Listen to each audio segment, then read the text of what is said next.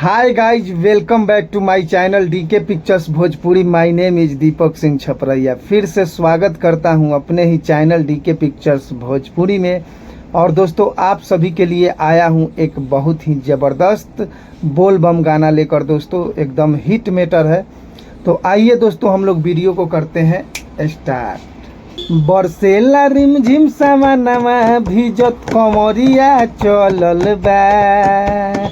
बरसेला रिमझिम सावनवा भिजत कमरिया चलल बा।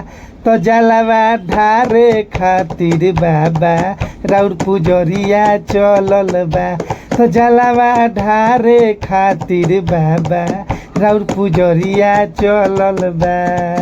भक्ति में होके मगन देवघर नगरिया चलल बा।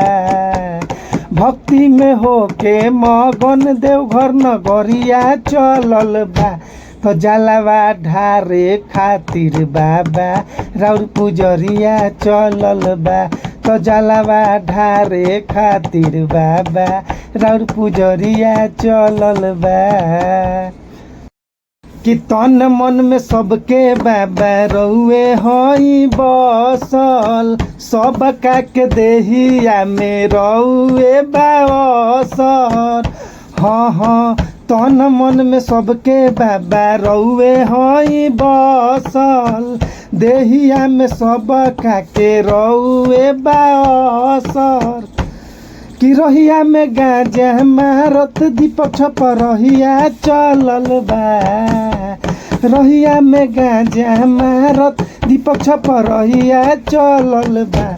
तो जलवा ढारे खातिर बाबा राउर पुजरिया चलल बा। तो जलवा ढारे खातिर बाबा राउर पुजरिया चलल बा। तो दोस्तों, बेस्ट क्वालिटी में गाना लिखवाने के लिए संपर्क करें। हमारा नंबर है 6203 40 80 47। टाटा बाय बाय, जय माता दी मित्रों।